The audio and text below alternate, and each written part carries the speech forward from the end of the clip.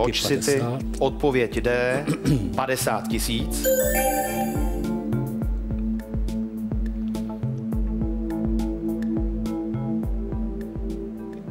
Zkusím i Virginia City a Springfield za 50. Virginia City 50 tisíc a Springfield 50 tisíc. A ještě mi zbývá 50. Máte ještě 50 tisíc, klidně. Můžete dát třeba na body nebo Deadwood. Tak zkusím Carson City. Carson City, odpověď E, tedy rovněž 50 tisíc. Ano.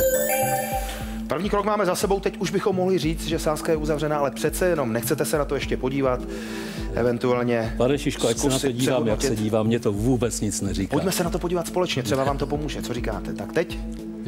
Vy mě budete chtít mást nejvíc. To bych si nedovolil, vrozený ostych by mi bránil. Úcta k vám. Poslední pohled, poslední kontrola. Nevím, nechme to být. Je to definitivní. Dobrá tedy, sázka je uzavřena. My už jsme se bavili o tom, že možnost G, body, to pravděpodobně nebude. A to bylo dobře, že jste do této odpovědi neinvestoval. Gčko to není.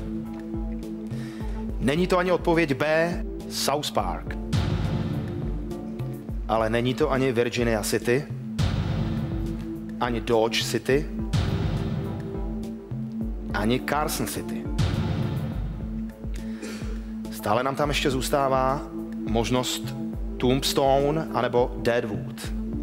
Zaplať pán Bůh, že jste do těchto odpovědí nedal ani korunu. Ty jsou chybné.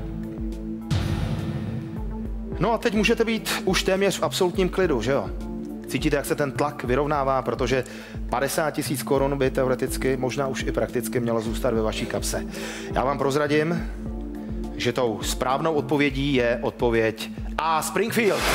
Máte 50 tisíc korun. Pane Jiří, dostali jsme se tou pomyslnou pyramidou až do absolutního finále. Není to nic moc, ale zaplať pán Bůh za to. Na ulici 50 tisíc korun člověk nenajde, přesně tak. Víte už teď momentálně, co s těmi penězi uděláte? Prosím vás, rozdělil bych to mezi 8 vnoučat a ty dva. Aha, takže já se radši neptám, ale když tak aspoň něco si z toho nechte a dejte si panák a i na moje zdraví. Tak je. Krásný den a hodně zdraví. Mějte se hezky, pan Jiří.